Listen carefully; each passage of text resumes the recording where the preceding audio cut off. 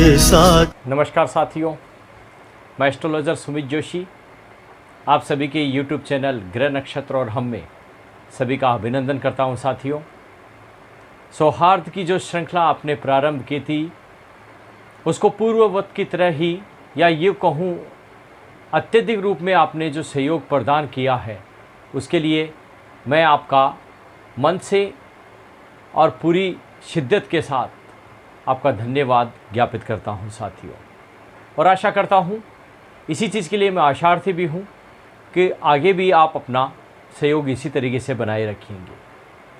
विगत की दिनों की प्रिडिक्शंस को सही रूपरेखा देते हुए आज मैं एक वीडियो ऐसा लेके आया हूं जिसमें जो आने वाले चंद दिनों बाद में जो एक सटीकता के रूप में इस वीडियो के माध्यम से वो बातें आज अभी इसी तरीके से आप जान पाएंगे।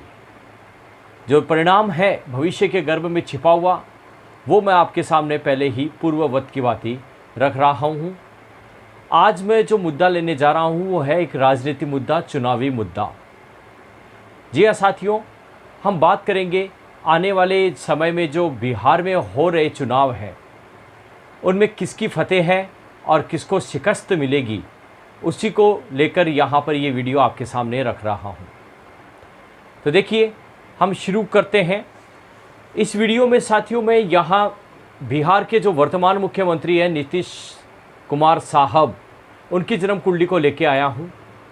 किस तरीके से क्या विवेचना निकलती है, क्या ये फतेह हासिल करेंगे या ये कहीं शिकस्त का मुंह इनको देखना पड़ेगा। पहले जो इन्होंने कार्य किए उनका परिणाम इनके पक्ष में, फेवर में रहेगा या कहीं कोई कमी देखते हुए जनता इनको नकार देगी। ये सारा विश्लेषण आपके सामने यहाँ इस वीडियो के माध्यम से है।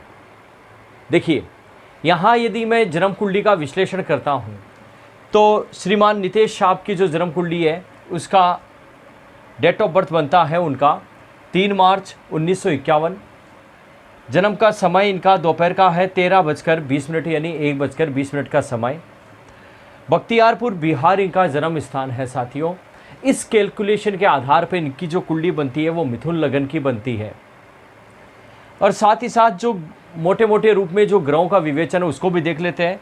तृतीय भाव में केतु है, चौथे भाव में शनि बैठा है, अष्टम घर में माफ़ कीजिएगा छठे घर में चंद्र है जो नीच राशि का है। साथ ही साथ यहाँ पर देखें तो मंगल और शुक्र का योग है दशम घर में। 4 ग्रही चतुष्ग्रही योग हैं नवम घर में, बुध सूर्य गुरु राहु का। और इस तरीके से राशि भी इनकी वृश्चिक राशि ही बनती है। लेकिन ये हमें राजनीति परिप्रेक्ष्य देखना है इस चीज़ को। तो राजनीति परिप्रेक्ष्य देखने के लिए हमें कौन सी चीज़ों को जानना जरूरी है, उसी के बारे में मैं यहाँ आपको अवगत कराने जा रहा हूँ।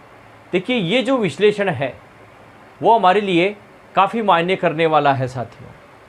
यदि मैं यहाँ पर दशाओं की बात करता हूँ तो इनको वर्तमान में राहु की महादशा जो 13/11/2011 से प्रारंभ हुई 13/11/2029 पे समाप्त होगी। तो इस तरीके से इनकी दशाओं का विवेचन आपके सामने है। बुध की इन पे अंतर्दशा चल रही है और बुध 25/10/2019 से 13/5/2022 तक इनके साथ रहेंगे। सूर्य का प्रत्यंतर चल रहा है। सूर्य 1/10/2020 से लेकर 18/11/2020 तक इनके साथ अपनी भूमिका निभाएंगे। अब क्या विश्लेषण निकलता है इनका। बुध है वो कुंडली में 8 डिग्री का है, सूर्य 16 डिग्री पे बैठे हुए, अच्छा पावर है, अच्छी ताकत है, अपना रिजल्ट पूरी तरीके से देंगे। राहु है 26 डिग्री पे हैं, यानी ये कह सकते हैं मृत अवस्था की तरफ या वृद्धावस्था की तरफ अग्रसर हैं।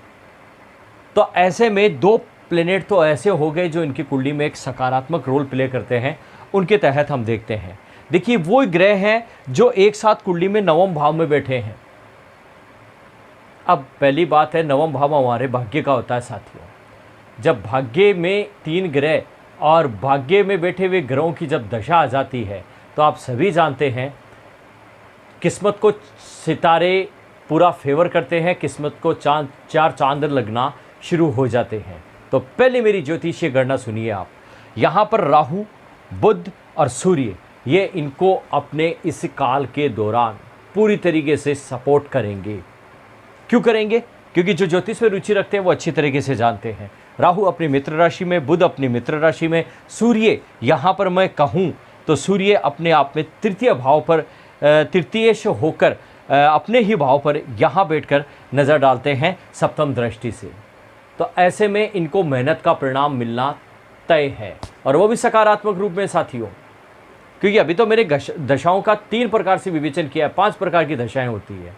तो यहाँ पर आपके सामने ये कैलकुलेशन निकलता है। अब क्या क्या परिणाम निकलेंगे? देखिए, राहु की जो महादशा है, राहु की महादशा इनको उलझन तो देगी, क्योंकि राहु का स्वभाव है, अपनों से बेर भाव भी उत्पन्न करवाएगी। ये कहूँ कि इस वक्त इनके जो साथी जो पुराने समय से इनके साथ जुड़े हुए थे, आप देखिएगा वो इनका साथ छोड़ के ऐन वक्त पर परे हटेंगे। लेकिन राहु का जो गोचर है वो 12वें घर में चल रहा है इस समय वर्तमान में वृष राशि में, तो वो शत्रुहंता योग का निर्माण करता है। जो जाएंगे साथ में वो अपने पैरों पर खुद कुल्हाड़ी मारेंगे। इसके साथ साथ साथियों, यहाँ पर शत्रुहंता योग तो होता है, लेकिन 12वें घर में राहु राजनीति को बहुत प्रबल योग बना देता है। इस समय ये गोचर में चल रहा है और भाग्य में मित्र राशि में विराजमान है। ये प्लस पॉइंट है इनकी कुंडली का सबसे बड़ा। तेजस्विनी यादव की कुंडली का विवेचन मैं करूंगा आपके सामने, लेकिन यहाँ विजेता की कुंडली का पहले प्रिडिक्शन करना अनिवार्य है।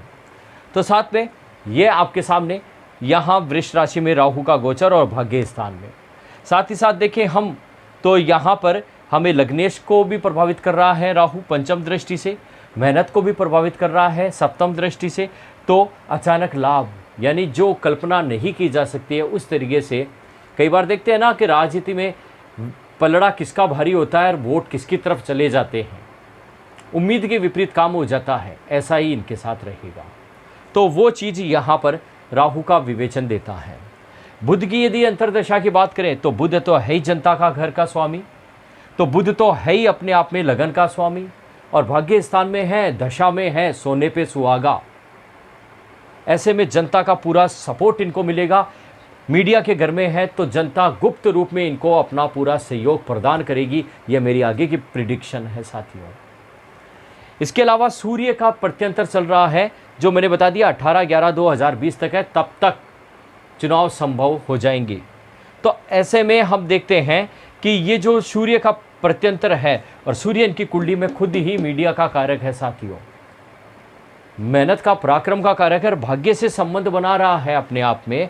तो हम ये कहेंगे भाग्य भाव से संबंध बनाना, यानी मेहनत का परिणाम इनको मिलना तय है। तो मैं लास्ट में एक ही शब्द कहूँगा, मेरी पूरी शुभकामनाएं नीतीश साहब के साथ है। फतेह इनकी तरफ अग्रसर है, विजय श्री इनके कदम चूमेगी। ये मेरी ज्योतिषीय गणनाओं का एक आकलन मैंने आपको पूर्ववत की तरह रखा है, और आगे इसको आप सत्य होता हुआ देखेंगे। अभी तक के साथ लिए इतना ही। वीडियो अच्छा लगा है तो शेयर, लाइक, सब्सक्राइब कीजिएगा और मुझे अनुमति दीजिएगा। आगे ही ऐसी रोचक जानकारियाँ आपके सामने लाता रहूँगा। जय हिंद।